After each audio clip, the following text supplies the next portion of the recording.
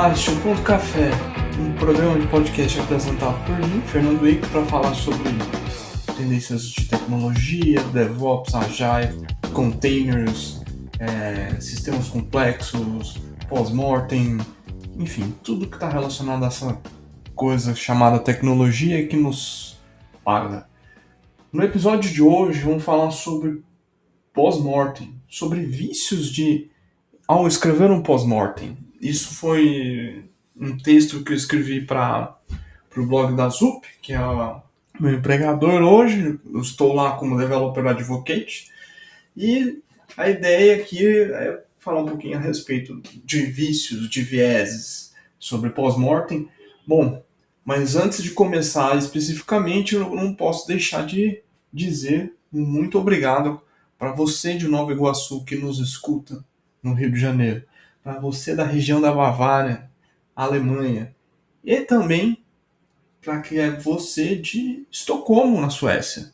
Obrigado por você ter ouvido um dos nossos episódios, espero que tenha gostado e comente se gostou ou não, né? É bom ter feedbacks. Por fim, todos os episódios estão nas principais redes, na verdade, serviços de podcasts aí no mercado, tipo Spotify, Anchor, iTunes, etc. Você pode encontrar sobre os episódios lá no Twitter, que tem no PTO Café Podcast. Então é @PTO Café Podcast. Você vai ver a conta desse podcast que está sempre falando quais são os episódios novos, quando eles lançam, com as notas, etc. E o site onde pode encontrar as maiores informações com as notas de cada episódio está no da https claro, né? Tem que ser criptografado, .café.fernandowick.com. Vamos lá? Bom, pós-mortem em tecnologia é algo que já existe há um tempo razoável. E antes, pensando publicamente, antes do Google lançar o livro de SRE, ou para os mais aficionados, SRE, que foi um livro que foi publicado em 2016. Bom, o John Allspaw, o cara do 10 deploys com Paul Heyman, lá do Flickr e tal, 10 deploys por dia, que por acaso é o nome do outro podcast que eu tinha, 4 anos antes, quando ele era, se não me engano, o CTO da Etsy, ele escreveu também a respeito, e o título era Blameless Postmortem and Just Culture. Bom, as maiores referências são sobre escrever relatórios pós-mortem, tem uma estrutura parecida com o livro do Google. Mas hoje existem várias ferramentas que as pessoas usam de apoio para definir quais foram as causas raízes, qual é a timeline de evento, etc. Mas não sei se a gente não considera que as ferramentas elas só devem ser de apoio. Mas vamos lá. Escrever pós-mortem não é para ser um sacrifício. Bom, você pensa pelo menos aonde eu passei e fui implementar, normalmente as pessoas são meio resistentes. Elas não querem colocar o pós-mortem, não querem escrever o pós-mortem, porque, convenhamos, não é um ritual fácil, não é um ritual que todo mundo gosta, tem prazer. Por quê? Ocorreu um incidente, teve algum tipo de prejuízo, seja econômico, seja de imagem, seja de estresse, de deixar as pessoas sobrecarregadas. E ao escrever um pós-mortem, você está lidando com algo que não aconteceu como era esperado. E esse processo costuma, nas primeiras vezes, as pessoas costumam relutar em participar ou não acreditar que aquilo vai funcionar, etc. Então, geralmente aquilo se torna sacrificante. E aí, dependendo de como as lideranças abordam, isso se torna um pouco pior, porque puta, eu tenho que fazer aquele pós-morte, sentar com aquelas pessoas, ficar puxando log, ficar correlacionando evento, negócio chato. Bom, não é. Se você está fazendo do zero e não tem nenhum processo estruturado, realmente. Mas conforme você vai estruturando e você vai colocando e vai se colocando no processo de escrita pós-mortem coisas anteriores, do tipo, eu não fazia instrumentação de código, então eu não conseguia correlacionar os erros 500 com um problema de banco tá topando, por exemplo. Então, a cada feedback loop adicional, isso vai melhorando e com o tempo vai se resolvendo. Tem um bom exemplo disso que é numa startup que eu trabalhei como gestor, os primeiros pós-mortem eu acabei conduzindo junto com a equipe e a equipe era um pouco relutante de fazer. Então a gente ia lá, puxava os logs, tentava, montava uma timeline tudo manualmente nas primeiras versões, né?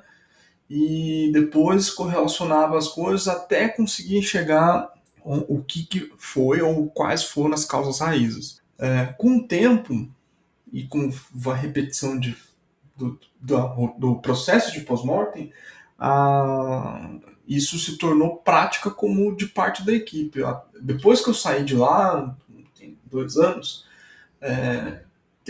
as pessoas que relutavam, agora eu fiquei sabendo recentemente, elas falam assim, não, vamos fazer pós-mortem, vamos montar backlog, vamos mudar os processos. Então, como parte de um processo de feedback loop, ele se torna importante como uma forma, revisão de processos e também como uma forma de educação, de tirar débito técnico, etc.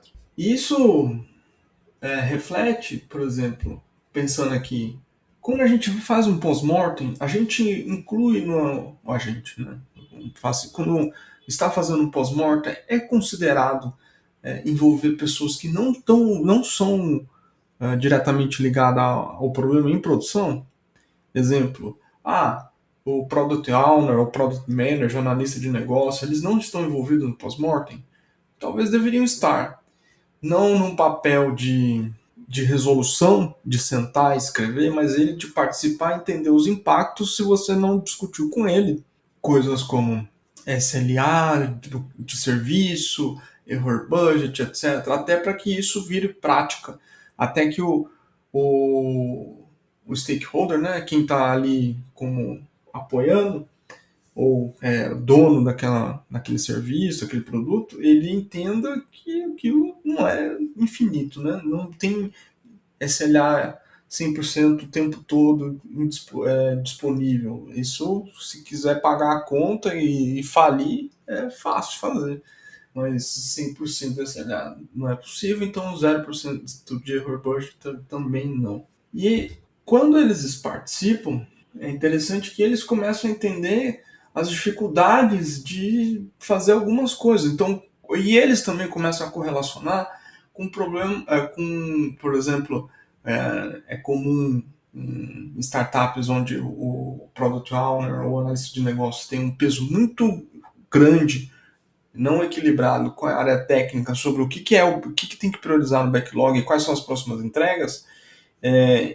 Se ele não participa de um pós-mortem, não do incidente, né, específico, ele vai ter algum envolvimento, mas do pós-mortem para entender qual foi o impacto, quais são as ações, se alguma ação está relacionada a uma priorização e ignorar um débito técnico, coisas do tipo, ele vai entender que precisa haver um equilíbrio entre as coisas que precisam ser entregues, né, do ponto de vista de negócio, com as coisas que são estruturantes, normalmente são os requisitos não funcionais que acabam ficando para trás.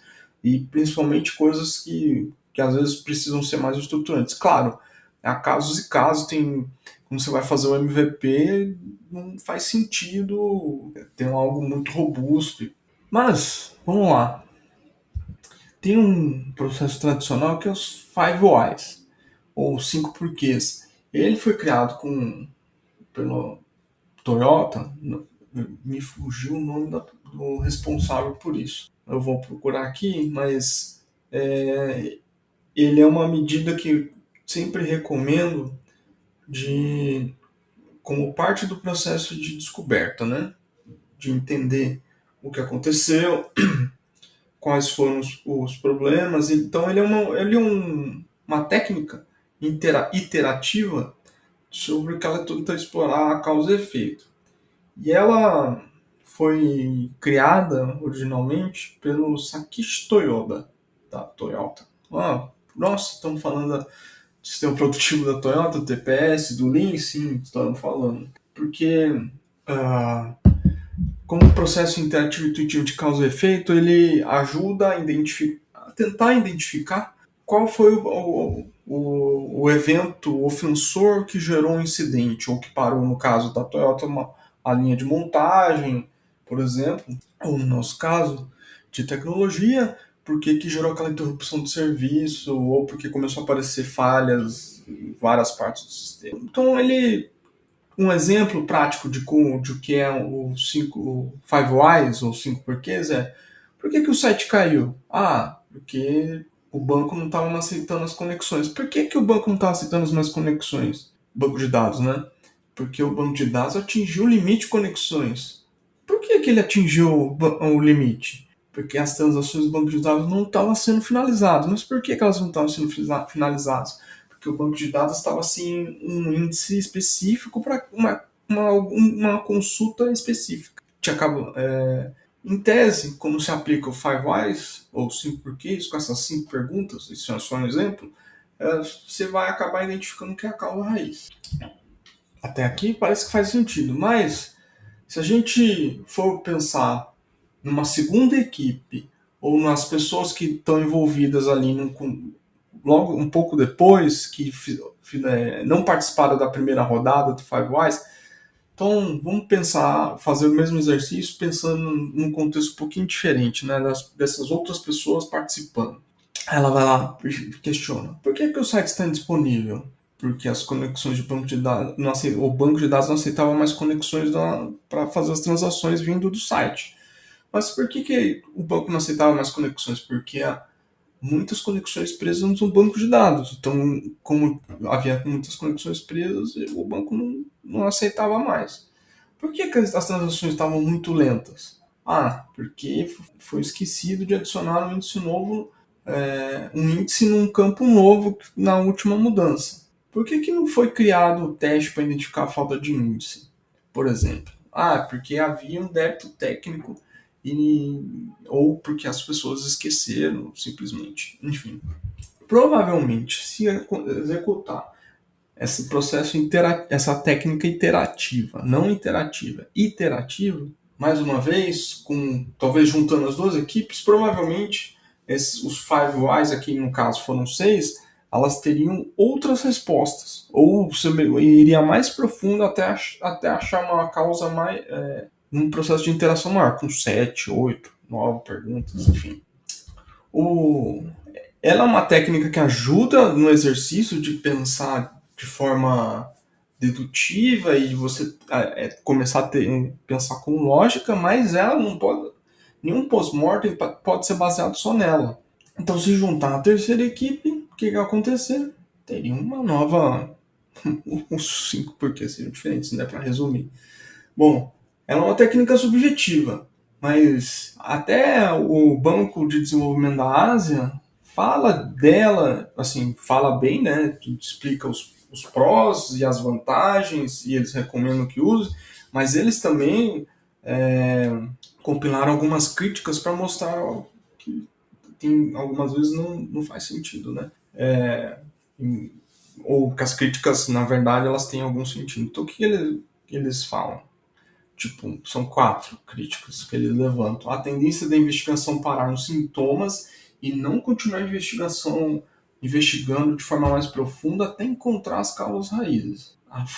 2. A falta de habilidade de quem está investigando além dos atuais conhecimentos. Tipo, se você não conhece muito de banco de dados, não sabe o contexto de índice, fazer um teste para criar um índice, provavelmente é um processo que não falharia. Você teria que ter uma revisão mais forte de uma segunda, terceira pessoa preocupada com isso naquele PR, naquela funcionalidade nova que está entrando para conseguir identificar, porque ou se ele estivesse aplicando TDD, mas também não é garantia que vai funcionar, porque né, dependendo de como aborda o TDD, o teste também falharia.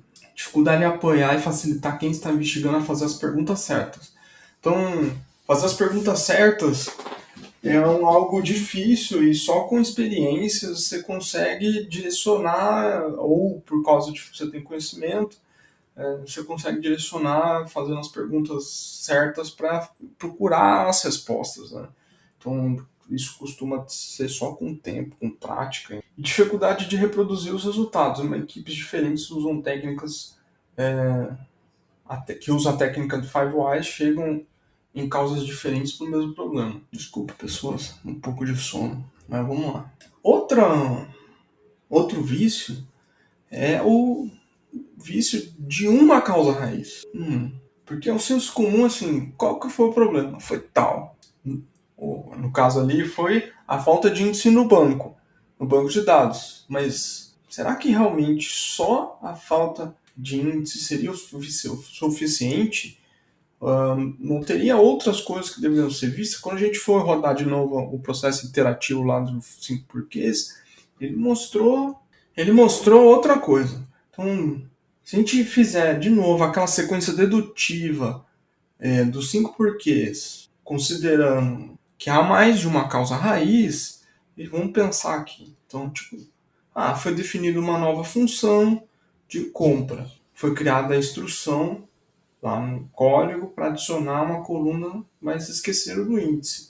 Os testes unitários não tinham a cobertura para identificar para essa questão específica. Quem fez a revisão dos pull requests, merge requests, patches, enfim, não viram que estava faltando um índice. A coluna sem índice não degradou a performance geral do sistema nos testes de cargas, porque aquela função não estava sendo testada.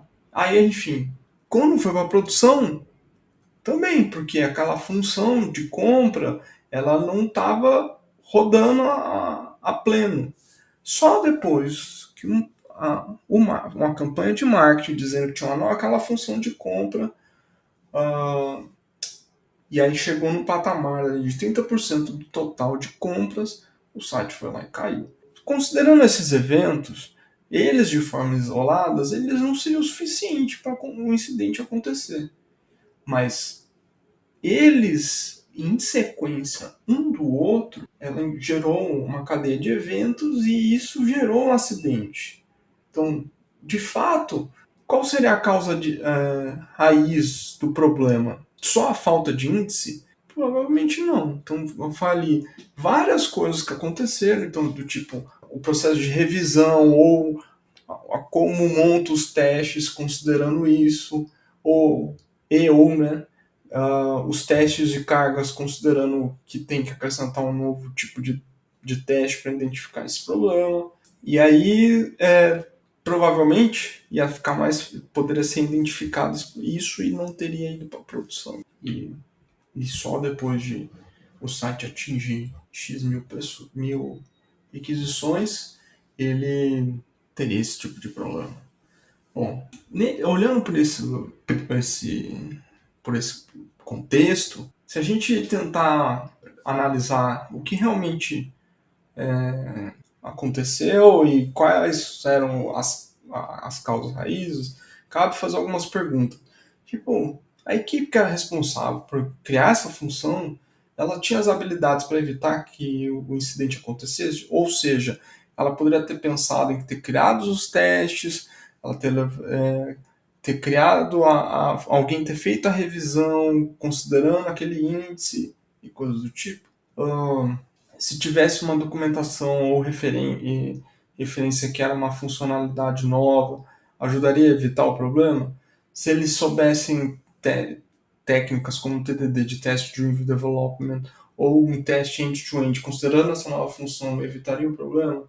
A equipe estava trabalhando no limite da capacidade de execução dela, que isso também pode ser um problema.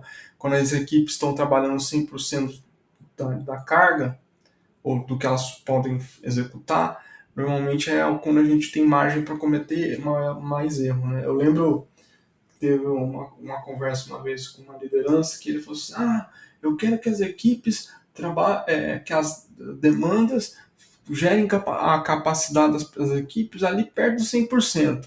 Eu falava, mas se as pessoas trabalharem 100% do tempo, a chance de entregar com erro é maior.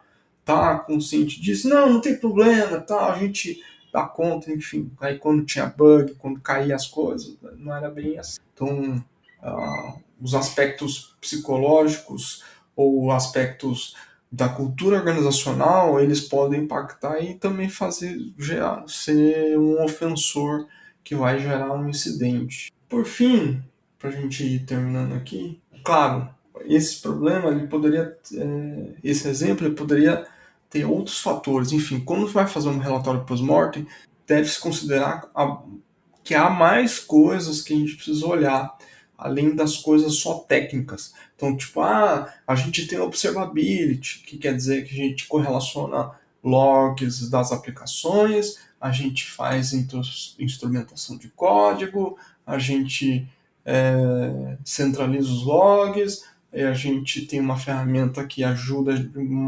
montar os relatórios post-mortem, mas é olhado os processos ou qual é a capacidade de execução das equipes, se havia interações com outras equipes, e se as equipes estavam com alguma sobrecarga ou do tipo o ambiente é psicologicamente seguro para que dá margem para elas errarem e elas assumirem os erros e revendo esse processo de forma plena.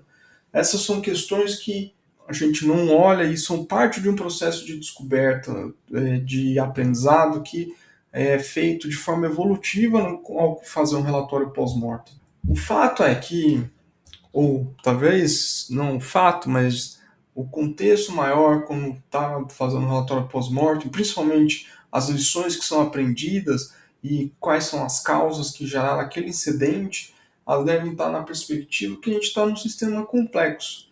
E sistema complexo envolve dizer que há interações entre humanos e sistemas, né, no caso máquinas, e a interação de outros humanos que não é da equipe específica, que sustenta isso, com aquele sistema ou com aquele software, e que tudo isso, como um sistema complexo, ele não é trivial, não é simples, mas a gente olhando para essas coisas de forma tentando tirar os vieses, né? Ou principalmente não olhar como uma única causa raiz, isso ajuda a gente a fazer processos de pós-mortem melhores, ajuda a gente a entender realmente qual foi as causas que geraram aquele incidente, ajudem a compreender e tirar as melhores, uma forma melhor, quais são